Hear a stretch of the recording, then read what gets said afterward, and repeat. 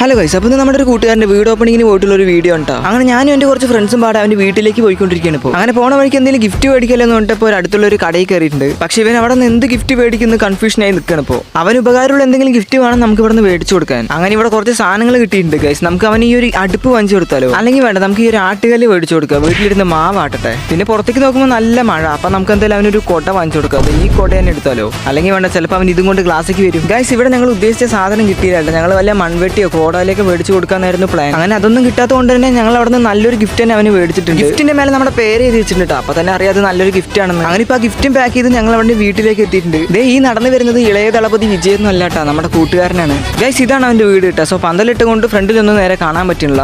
അങ്ങനെ ഇപ്പൊ വീടിന്റെ ഉള്ളൊക്കെ അവൻ ഞങ്ങൾക്ക് കാണിച്ചു തരും. പിന്നെ അവിടെ ഒരു സംഭവം കൊണ്ടിരുന്നത് ഇതാണ് നമ്മുടെ അർജുൻ പീട്ടുന്റെ സൈക്കിള്.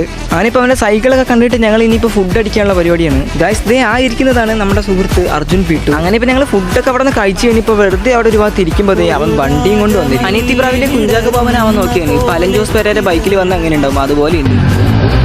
ഗൈസ് ദേ ഇതൊന്നുമല്ല, ഇവിടെ ഒരാൾ ഗെയിം കളിച്ചിട്ട് ഗെയിമിൽ തോറ്റ് കഴിഞ്ഞിട്ടുണ്ടെങ്കിൽ അവൻ്റെ മീശ എടുക്കാമെന്ന് അവൻ വെല്ലുവിളിച്ചിട്ടുണ്ട്. സംഭവം പറഞ്ഞ പോലെ തന്നെ ആയിട്ടാ, കളിയിൽ മൊത്തത്തിൽ തോറ്റിട്ടുണ്ട്. ഇപ്പം അവൻ്റെ മീശ എന്തെങ്കിലും ഞങ്ങളിപ്പം പഠിച്ചെടുക്കാൻ പോവാ. ഈഗോ ആണ് ഗൈസ്, ഈഗോ. അപ്പം എന്തായാലും വീഡിയോ ഇത്രേ ഉള്ളൂ. അപ്പോൾ വീഡിയോ ഇഷ്ടപ്പെട്ടാൽ ലൈക്ക് ചെയ്ത് ഫോളോ ചെയ്ത് കമൻറ്റ് ചെയ്ത് കൂടെ കൊടുക്കുക. അപ്പോൾ അടുത്ത വീഡിയോ കാണാം. So by.